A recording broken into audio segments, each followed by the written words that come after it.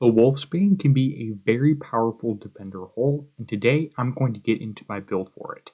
Hey everyone, Derpy here, and welcome back to another Battle Pirates video.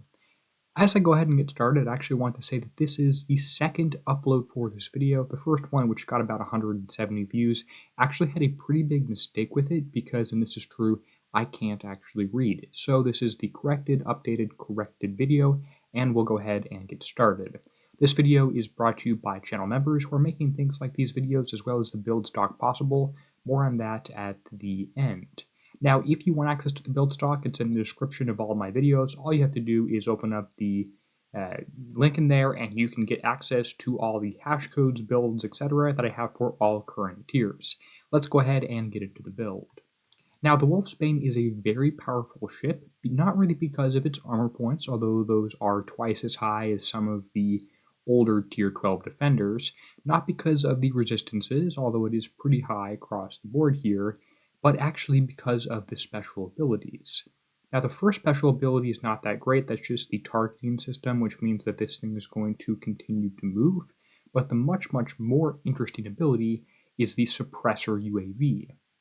This is essentially a mini hibernation mine, and what this does is it fires your Wolfbane shoots a UAV that cuts the range of enemy ships in half. That is insanely powerful, making this an extraordinarily strong defender. It's still a little bit to be determined how many Wolfsbane you're going to want to have in your base. This isn't like it's going to stack with other Wolfbane, stuff like that, and you'll have to play around with how it stacks with the hibernation mines.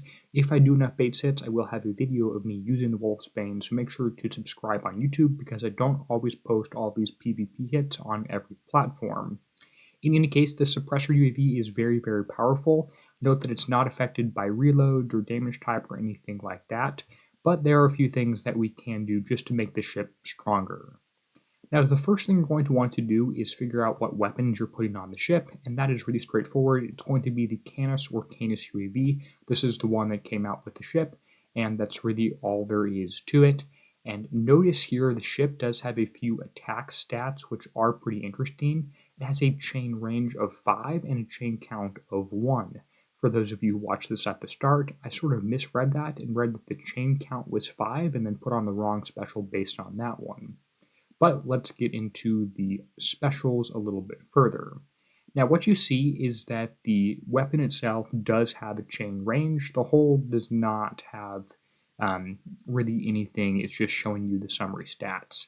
Now, if you put on a special right here, it's going to override the UAVs on the ship, which was bad when we had one case of the horror UAV, but is actually good here. These numbers, chain range of 5, chain count of 1, are really low.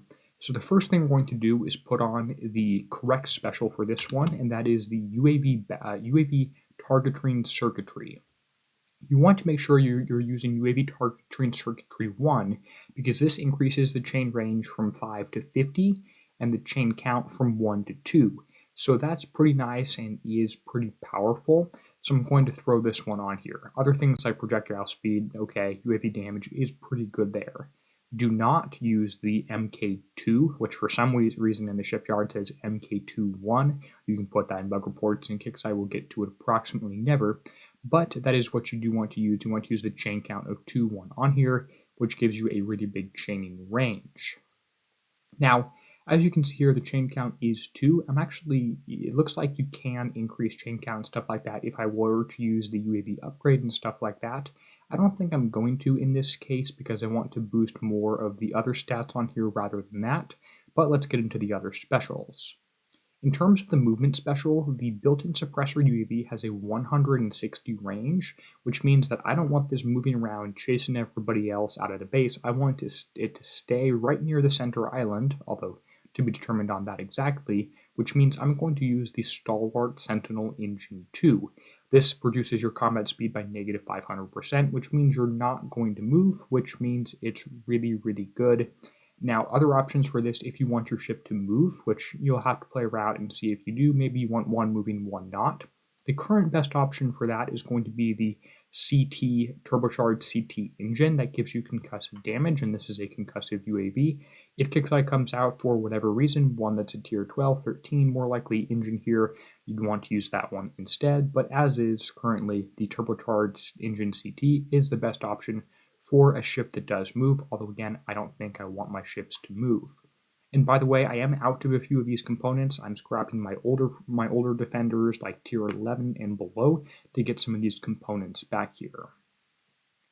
Now, in terms of the other specials, there's a few things that you can continue to use. One really important one is a concussive damage special, and Zip Drive Y is the best option for this. There's a few other things like Zip Drive X, which are a little older, but Zip Drive Y is tier 10, which means it should be pretty powerful, and you're likely going to have it. This doubles your concussive damage, which is fantastic. Also gives you some concussive reload.